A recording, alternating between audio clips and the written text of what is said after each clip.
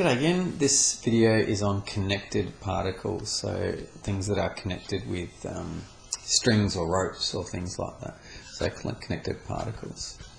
And my advice for these types of questions is to consider each object individually. I'll show you what I mean by that. I'm going to do an example. Consider each object and just be careful with direction. So just really define clearly what you mean by positive direction and what you mean by negative direction. So they're really the two biggest things I'm talking about. And basically with a connected particle, if you've got some dude here, and they're pulling on the same rope, that what we talk about is this person is pulling in that direction and he is creating a tension force. He's pulling on a rope, and that force will be felt equally by this person. His force will be a tension force equal to that force, but in the opposite direction, so it will be negative T. So when two things are connected and they're creating a tension in some rope or string or whatever, the tension force will be equal in magnitude, opposite in direction. Let's just jump straight into an example because that's where things are best learnt.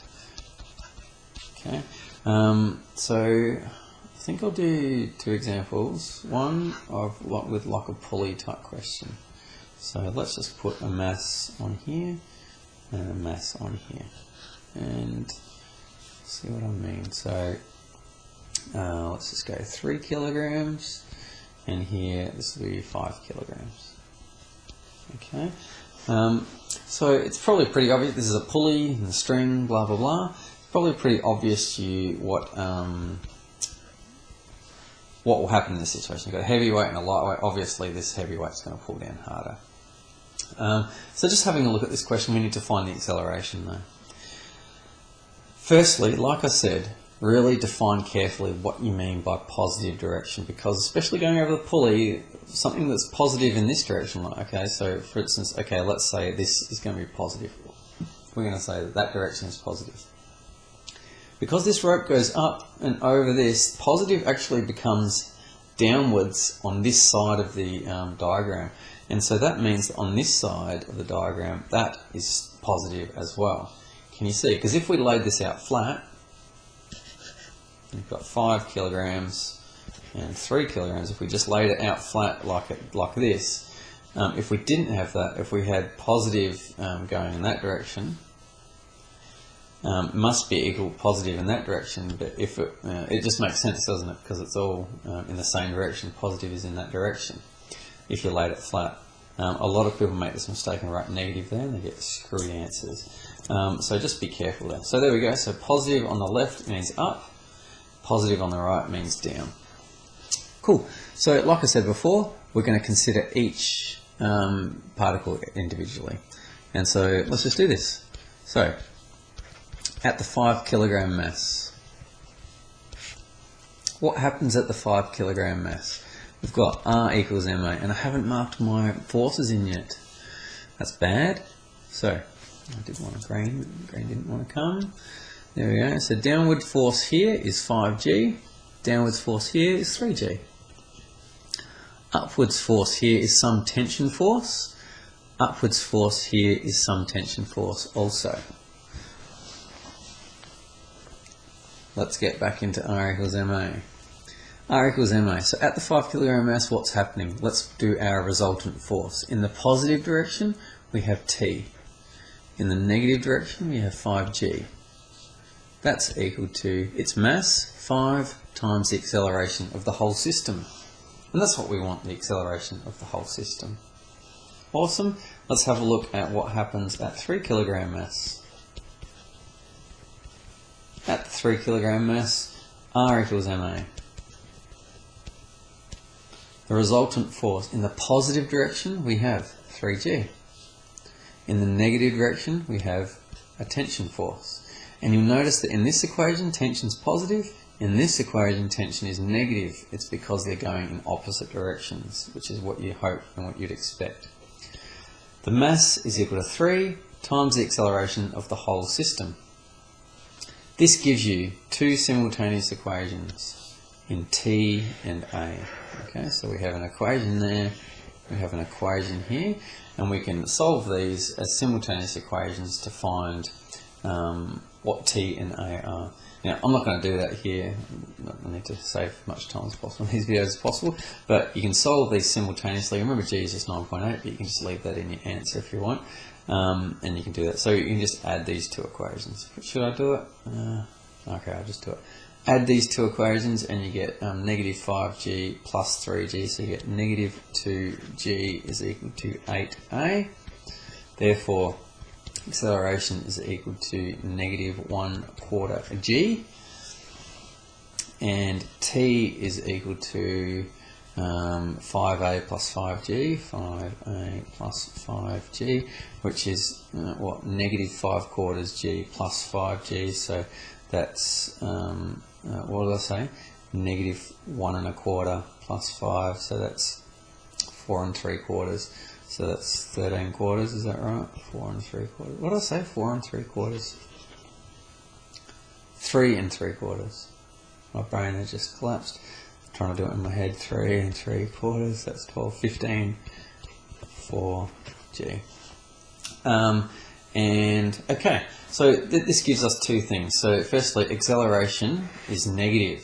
Does that make sense? Let's just go back to this. Acceleration is positive in this direction. Negative, yes, it goes with the heavier mass, so it goes this way at negative 1/4 times 9.8, which is whatever, 2.25-ish, going in this direction. And the tension force here is equal to 15 over 4g. And so that's how you deal with a connected particle question. Firstly, define your direction. Secondly, work out what's going on at each mass, applying R equals ma at each mass. Let's just do another quick example. Let's just do an inclined plane. I've got time. With a little pulley here, holding a mass. Let's go 3 kilograms, and on the plane it'll be connected to something that has, I don't know, 5 kilograms. And let's just have 60 degrees here. Again, keep the maths easy for me. Cool. Let's just have mu is equal to 0, just to simplify this question a little bit. So smooth, no friction force at all. And so I actually don't need to consider the normal force in this question. So here we have 3g going down. We have some tension force holding it up. Now, just before I keep going, I'll define positive is this way. I've just chosen the way, it doesn't really matter. And it goes up and over the pulley, so we're saying positive is also that way. Okay, fantastic. We've got some force of 5g coming straight down. We've got, run out of space there, but normal force there.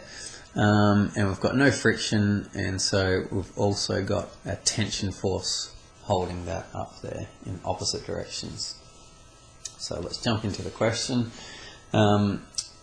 Do we need to, we'll have I direction and J direction. Do we need to consider the J direction? Well, we don't need to know the normal force. We're only actually worried about in the I direction. So let's just do that. Let's have a look at what happens at the 5 kilogram mass. What happens at the 5 kilogram? Well, you've got R equals ma. Okay, so your resultant force is, in the positive direction you have T.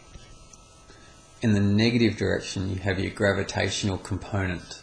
So you've got minus 5g sine 60. So that's your component in that direction. And that's all we have in this question. Yes, that's all we have. And that's equal to mass times acceleration. Cool. Let's have a look at what's happening at 3 kilogram mass. We've got R equals ma. Therefore, our resultant force, positive direction, we have T. What have I done wrong? Positive. Oh, sorry, forgive me. In this previous part, I forgot that positive was in this way, so I've totally stuffed that up. My apologies. Positive is going down the incline, so this first one, that should have been negative T plus 5g sine 60, because we've got going in that direction. So my apologies for stuffing that up. Should have let me know. Good, everything else is correct. Back to this. In the positive direction, we have T. See how I noticed that the tension wasn't opposite? That's why it alerted me to my mistake. T in the positive direction, in the negative direction we have 3g, and that's equal to mass times acceleration, mass times acceleration.